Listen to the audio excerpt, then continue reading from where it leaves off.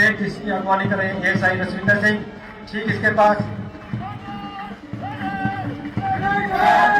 Truck number 2 का नेतृत्व करें एएसआई सुरेंद्र सिंह,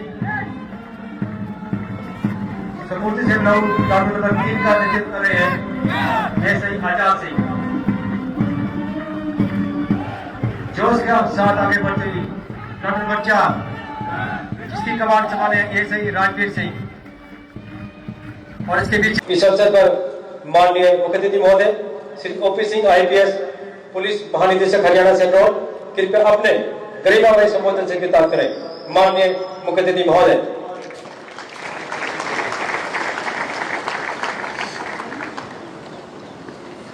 आदरणीय डायरेक्टर हरियाणा पुलिस अकादमी और साथी अधिकारी हमारे,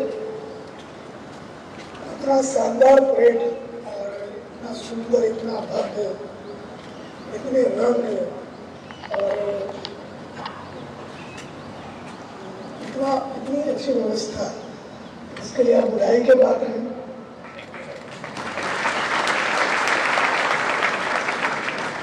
और डॉक्टर चावला का ये कोई पहला अच्छा काम नहीं है। उनको जहां जहां जाए, जिन जिन जगहों पर रहे हैं, तो एक संपूर्ण समर्पण का भाव लेके आते हैं।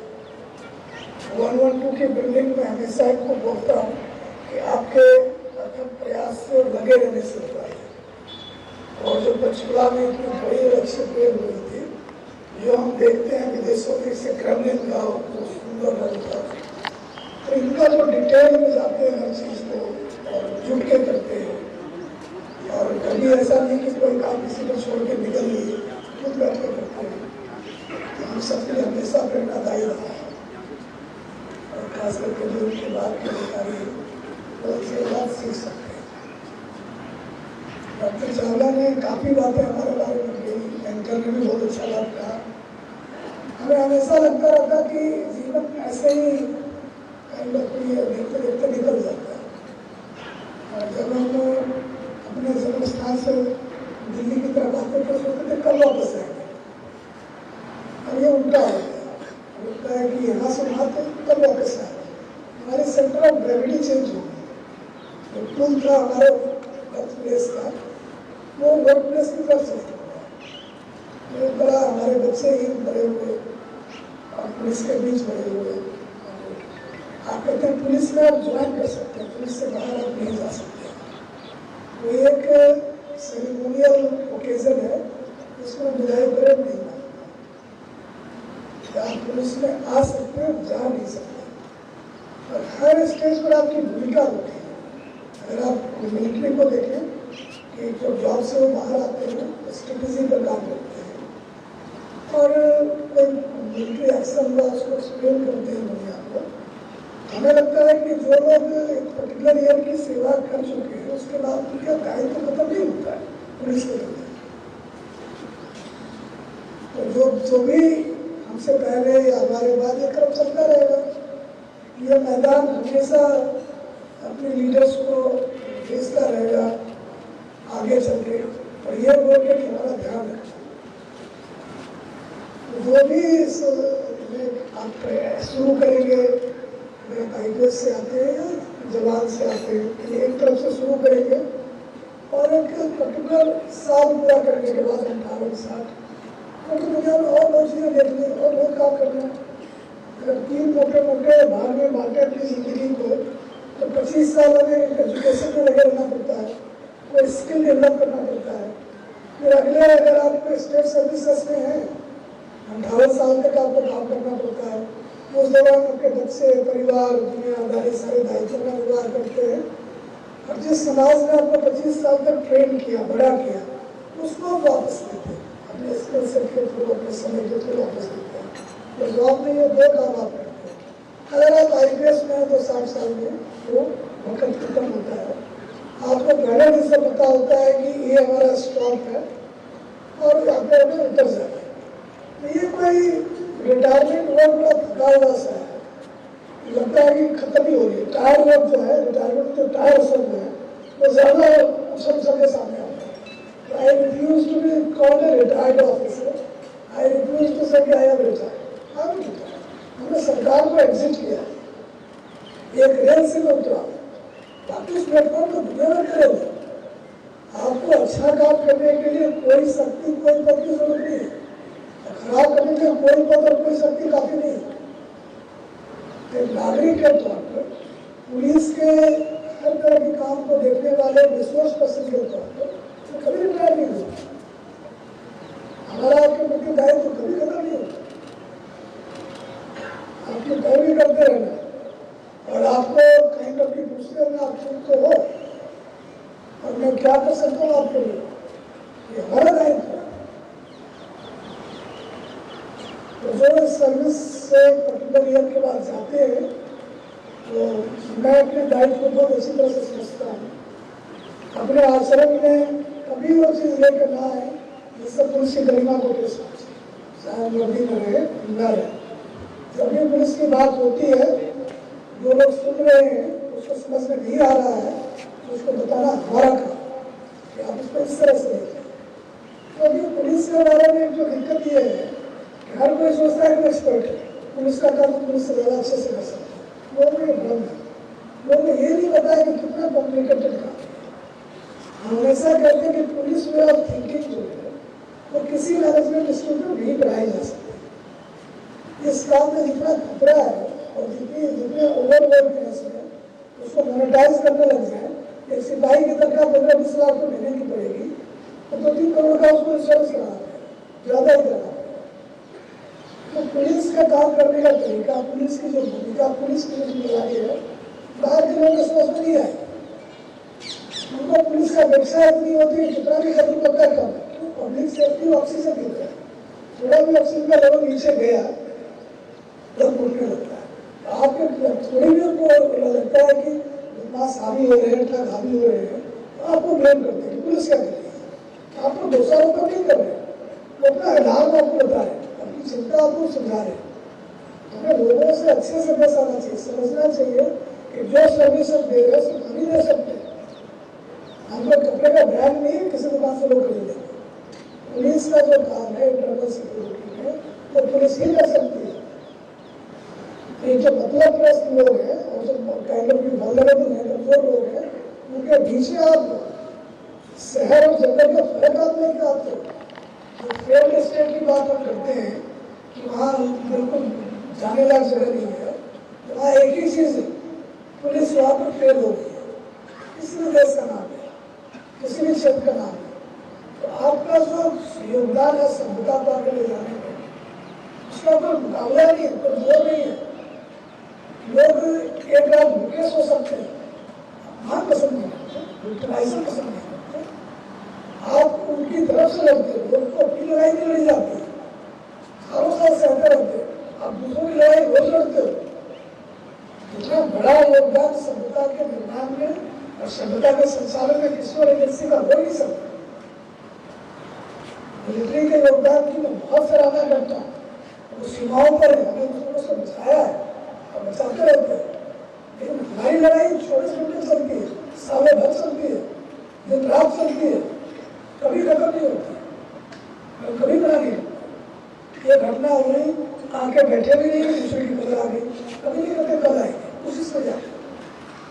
तो कोई भी सभ्य समाज जो है अगर थोड़ा भी निष्पक्ष होकर बात करेगा तो आपके काम को लेकर कृतज्ञ होगा उस स्तर तक जिसकी कोई सीमा नहीं। तो मैं इसको इस तरह से देखता हूँ, मैं इसको इस तरह से बताते रहना चाहिए। तो बाकी चुनौतियाँ हैं, अगर आप समाज में कोई क्लियर लाइन तो है नहीं कि अच्छी है ये खराब है, बहुत ग्रे लाइन है। ज़्यादातर लोग ये सोचते हैं कि हमारी मर्जी से हमारे तरीके से काम होता है तो ठीक है, नहीं है तो गलत है। कभी उनके तौर तरीके दूसरों को नुकसान करने वाले होते हैं, आप मना करते हो तो आपसे नाराज होते हैं। इसका मतलब आप खराब नहीं होते। आप जो कानून है, कानून का मतलब क्या होगा कि ऐसा आचरण जिससे कोई अपने निजी फायदे के लिए किसी को प्रताड़ित ना करे, किसी को ठगे नहीं, वो व्यवहार जो है उसको गलत मानते हैं। पुलिस की जिम्मेदारी है कैसे आदमी को पकड़ के जेल और कचहरी लेके जाओ। तो जिन लोगों के आपके काम से सुविधा होगी वो आपके नेता करेंगे।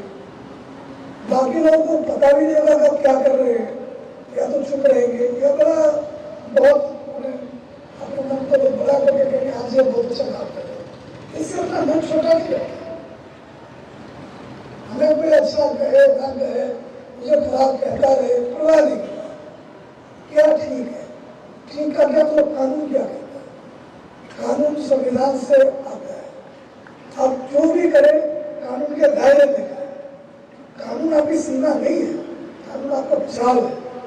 कहीं भी जाए आप कह सकते हैं कि इस कानून के तहत हमने ये काम किया है, आपको कोई कुछ नहीं कर सकता।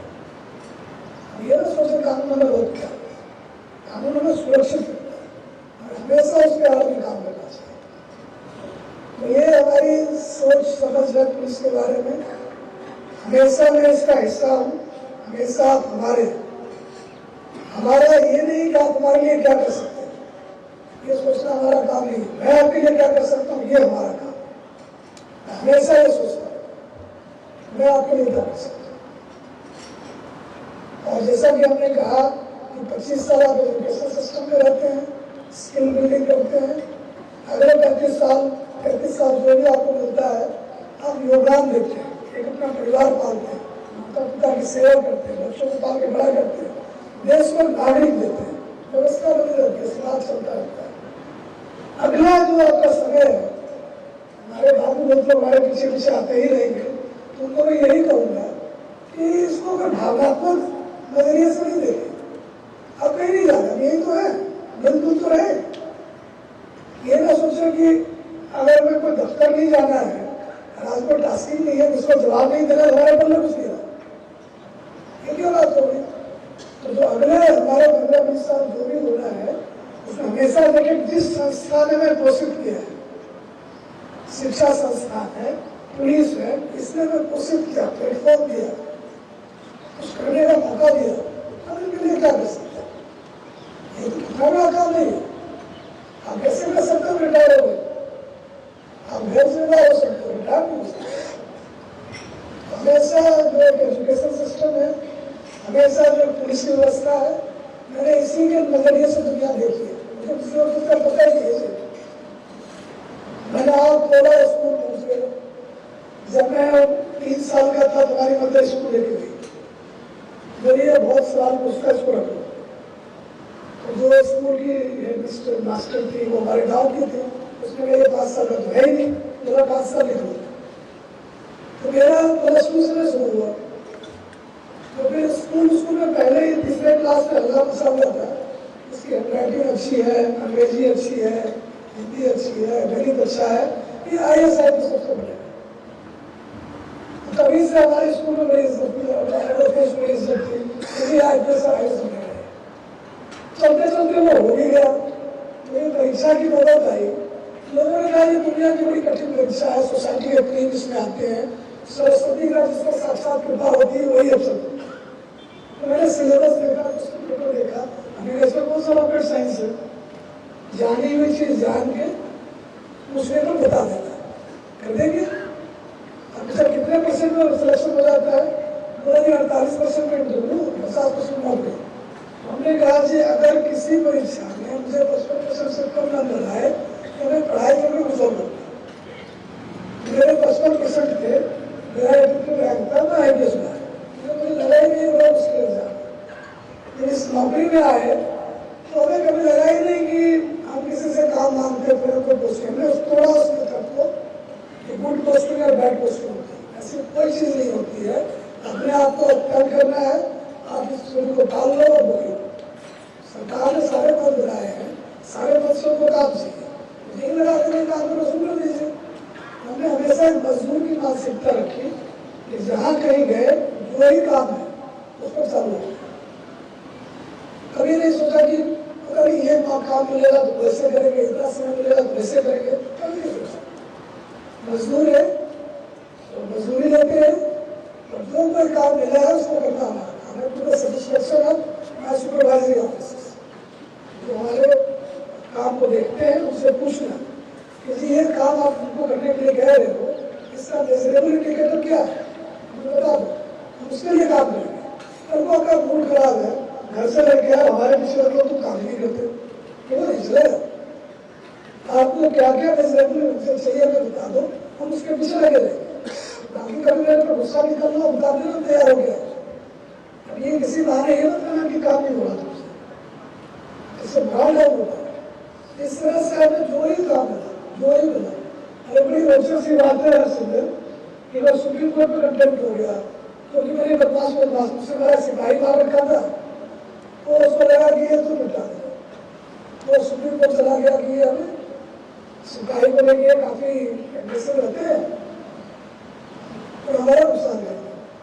तो मुझे कोर्ट ने कहा कि डेबिट फाइल करिए, तो मैंने वेटिंग के बाद उसको लिख दिया कि ये जो लोग हैं उन्हें सिपाही मार रखा है, बाप बेटे एक ही गैंग के मेंबर है, बेटा गोली चलाता बाप वसूली करता है और ये जुडिशियल प्रोसेस को मिसयूज कर रहा है, करना सही है।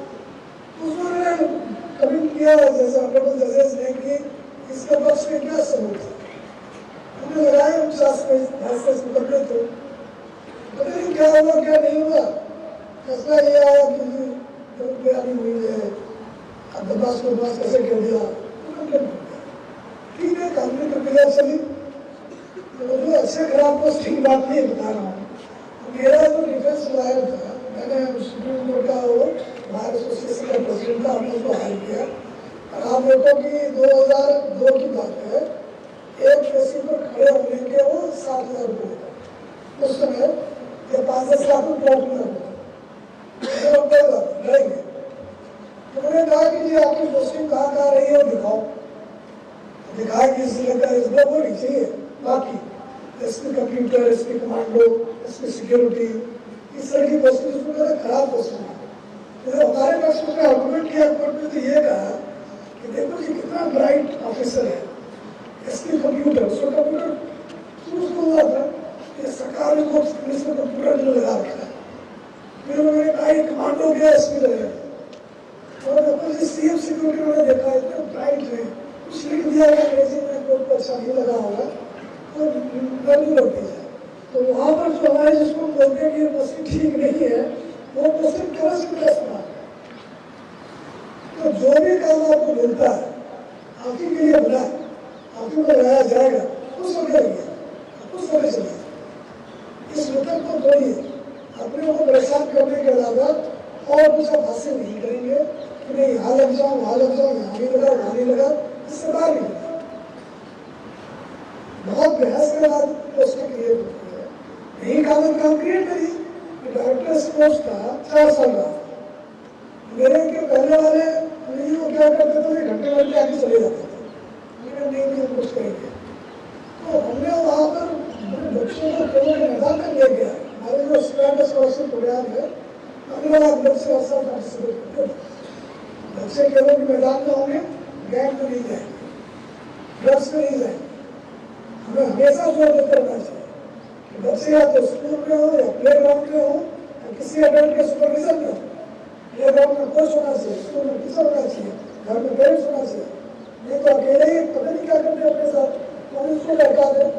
इसी तरह से समाज का निर्माण जीवन में डाल देने से बात नहीं बनने लगती। पेरेंटिंग को देखना, कल एक स्कूल का फंक्शन मैंने कहा कि आप पेरेंट्स हैं, आपके कहे से लोग नहीं मानते, देख के बात और पूरी खराब खराब लोगों के बच्चे वही सीख जाते हैं। अब पेरेंटिंग सिर्फ फाइनेंस का काम नहीं है, बच्चा एक जिम्मेदार नागरिक बने, किसी प्रॉब्लम का सॉल्व करता हो, कोई वैल्यू क्रिएट करता हो, तब जाके आगे बाजार में फिर होगा, उसको अपने किए हुए जो पैसे मिलेंगे उस पैसे से वो खरीद के खाएगा, किसी को लूटेगा लगेगा नहीं। तो व्यवस्थित समाज जो है बहुत सारे लोगों का मिल के किया हुआ काम, सब पुलिस करने वाली नहीं है। तो तमाम चीजों के बीच में आप कूट कूट को जोड़ने में लगे रहते हैं, जो रास्ते से भटक के रास्ते पर लाते हैं और किसी को दंडित करना होता है तो उसको जेल भेजते हैं। और ये काम आप दिन रात करते हो, कोई 5 बजे क्रिमिनल नहीं बोलता कि सीजफायर हो गया जी कल मिलेंगे। जब आप लोग घर जा रहे होते हैं आप काम पर जा रहे हैं, क्यों? बदमाशों को कोई टाइम नहीं, जब मौका मिला कर सकते। तो समाज का वो तबका है जिसने फैसला कर लिया है कि ठगी और बदमाशी में ही हम चलेंगे। सभ्यता ये कहती है कि एक घाट पर लकड़बग्घा, लोमड़ी और बकरी पानी पीती। लकड़बग्घा में ताकत का इस्तेमाल नहीं कर सकता, लोमड़ी चतुराई का नहीं कर सकता, बकरी को रोकने की जरूरत नहीं, तो पुलिस करेगी।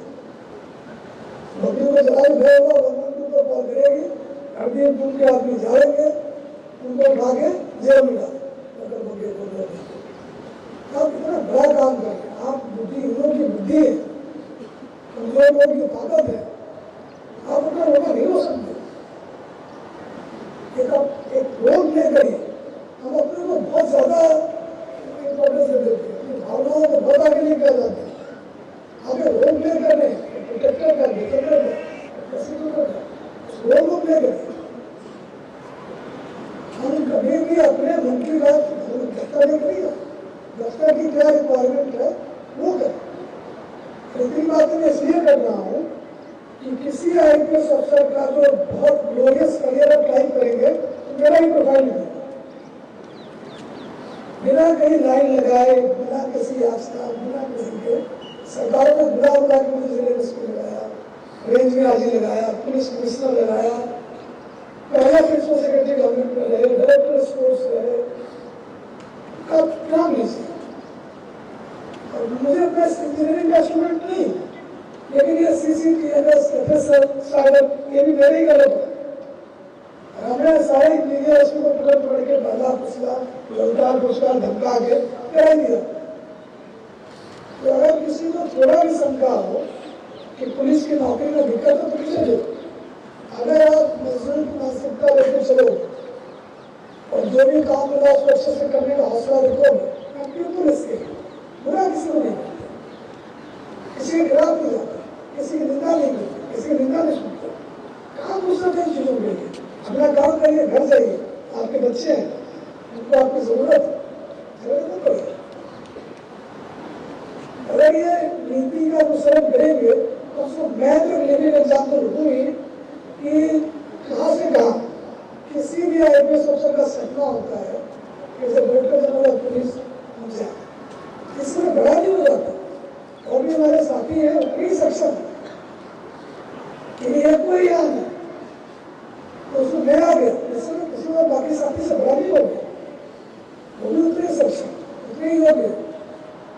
हम लोग जो काम किया जाए उतने अच्छे से करें। हमेशा इन चीजों का ध्यान रखना चाहिए। अपने वो बड़े बड़े में नहीं बांटते, गुड और बैड पोस्टिंग की बात नहीं करते, और सर्विंग और रिटायरमेंट की बात नहीं। एक बार पुलिस में आ गए, पूरा जब तक आखिरी सांस तक पुलिस का वैसे यही लोग के कितने शानदार प्रयोग के लिए। और जो हमारे साथी अधिकारी आए हैं, बाकी पुलिस कर्मचारी आए हैं, तो डीपली ग्रेटफुल है, उन लोगों को सरकार को बंद नहीं करते, काम करते। इसके बाद में अपनी मेहनत हुई, परेड होती, प्रैक्टिस नहीं होगी। मैंने समय पर आने की कोशिश की, मुझे अभी भी हो गई है, वो बहुत हो गया मैं अपनी 11:30 बजे तक पहुँच गया था। तो डॉक्टर साहब का, पुष्पा का, जो साथी अधिकारी आए हुए मैं देख पा रहा हूँ, हमारे जो साथी पुलिसकर्मी हैं, मैं हमेशा कहता हूँ जवान जो है ना सबसे बड़ा सबसे कम तनख्वाह में और सबसे ज्यादा वर्क आवर्स, सबसे ज्यादा कभी नहीं होता। और मैं उसमें सिक्योरिटी बाकी जगह कैसे रहता था या मैं भी कामी करता था, तो कभी मुझे सिपाही ने खड़ा नहीं रहने दिया, तो कुछ आप जनाब बैठिए, खाना खाया भी जनाब। तो 86% जो पुलिस का है वो कांस्टेबल, और यही मोर्चे पर आते कभी हम उसको नहीं भागे, दिल से हमेशा वो हौसला बढ़ा। तो बहुत मैं हमेशा इसको कहता हूँ अफसरों को, कांस्टेबल को सक्षम करिए, ट्रेन करिए, उनको बताइए, इसे कराइए अच्छे से। जैसे ये आपके इलाके हैं, ये आपकी फौज का बढ़ाव जितना ऊंचा रहेगा उतना ही मुस्कुराता है। तो मैं इसलिए कि बहुत मैं आप लोगों का आभारी हूँ और बहुत धन्यवाद। मेरा सपना है, हर हाथ का सबसे बड़ा सपना होता है कि इस तरह से हम एक रेल से उतर के बाकी देखो और कौन सी रेल है। अब ये ना भूलें कि इस रेल को हम 33 साल चढ़े। हमेशा हमारी प्रार्थनाओं में, हमारे एक्शन में, हमारे सोच में, हमारे विचार में, हमारे 2 साल में आपका हित और आपका कल्याण रहेगा। थैंक यू, बहुत धन्यवाद। बहनों में संबोधन के लिए धन्यवाद श्रीमान। इस अवसर पर मैं अनुरोध माननीय डॉक्टर हमारे गौरव का प्रतीक पुलिस निशान 5 नंबर कंपनी का नेतृत्व करते हुए एसआई राकेश कुमार, ठीक इसके पीछे प्लाटून नंबर 6 जिसका नेतृत्व करे एएसआई सुनील कुमार।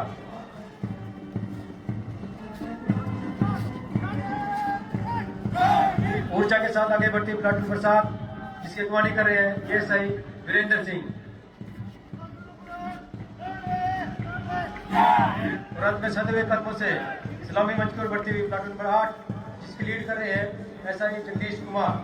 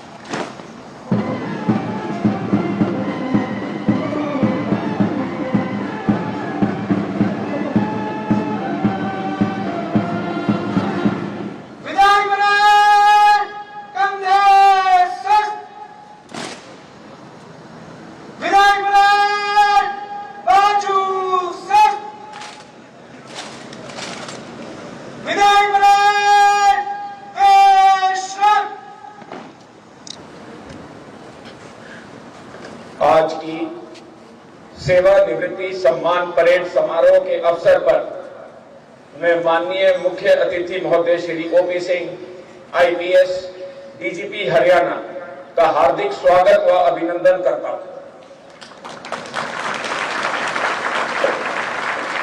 मैं इस अवसर पर हरियाणा पुलिस में महत्वपूर्ण योगदान देने वाले उपस्थित पूर्व पुलिस अधिकारियों का और विभिन्न इकाइयों से आए प्रशासनिक एवं पुलिस अधिकारियों और कर्मचारियों का यहां पधारने पर भी हार्दिक स्वागत करता हूं तथा यहां आए पत्रकार एवं छायाकार बंधुओं का भी स्वागत करता हूं। सर्वप्रथम मैं हरियाणा पुलिस के सभी अधिकारियों व कर्मचारियों की ओर से माननीय मुख्य अतिथि महोदय को उनकी सफल पुलिस सेवा के लिए बधाई देता हूं। श्री ओपी सिंह जी एक अनुभवी और कुशल पुलिस अधिकारी रहे हैं। महोदय, आपका सेवाकाल कर्तव्यों की विविधताओं से भरा है। आपका जीवन परिचय निश्चित ही युवा अधिकारियों एवं कर्मचारियों के लिए प्रेरणादायी रहेगा। इसलिए यहां पर आपके जीवन का एक संक्षिप्त परिचय रखना चाहता हूं। आप हरियाणा गार्ड के 1992 बैच के आईपीएस अधिकारी हैं। आपने अपने 33 वर्ष से अधिक पुलिस सेवा काल में विभिन्न पदों पर रहते हुए अनेक चुनौती भरे कार्यों को संपन्न किया है और हरियाणा राज्य की जनता को शानदार सेवाएं दी हैं।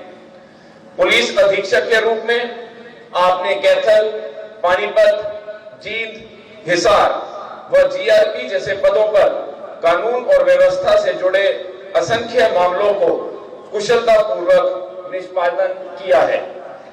आप वर्ष 2003 से 2007 तक परिवर्तन निदेशालय में उप निदेशक के पद पर शोभायमान रहे हैं। आपने साउथ रेंज व हिसार रेंज में महानिरीक्षक पद पर तैनात रहते हुए और अंबाला, पंचकुला व फरीदाबाद पुलिस आयुक्त के पदों पर तैनात रहते हुए कानून व्यवस्था बनाए रखने, अपराध नियंत्रण, प्रशासनिक पर्यवेक्षण तथा पुलिस बल के प्रभावी नेतृत्व में महत्वपूर्ण भूमिका निभाई है। आपने माननीय मुख्यमंत्री हरियाणा के विशेष अधिकारी के रूप में विशेष भूमिका निभाते हुए राज्य प्रशासन से जुड़े संवेदनशील विषयों, विभिन्न विभागों के बीच समन्वय तथा नीति स्तरीय निर्णयों के क्रियान्वयन में सक्रिय योगदान अपनी कुशलता का परिचय दिया है। इसके पश्चात आप हरियाणा सरकार के खेल विभाग में प्रधान सचिव के पद पर रहे हैं, जहां आपने खेलों के विकास, खिलाड़ियों के प्रोत्साहन, खेल संरचना के सुदृढ़ीकरण तथा खेल नीतियों को प्रभावशील बनाने में उल्लेखनीय योगदान दिया है। आपने राज्य अपराध शाखा, साइबर राज्य अपराध रिकॉर्ड ब्यूरो, हरियाणा राज्य नारकोटिक्स कंट्रोल ब्यूरो के अतिरिक्त पुलिस महानिदेशक के रूप में भी महत्वपूर्ण सेवाएं दी हैं। इस दौरान आपने संगठित अपराध, साइबर अपराध, नशीले पदार्थों की तस्करी की रोकथाम, अपराध आंकड़ों के वैज्ञानिक विश्लेषण तथा आधुनिक तकनीक के माध्यम से अपराध नियंत्रण के क्षेत्र में प्रभावी नेतृत्व किया है।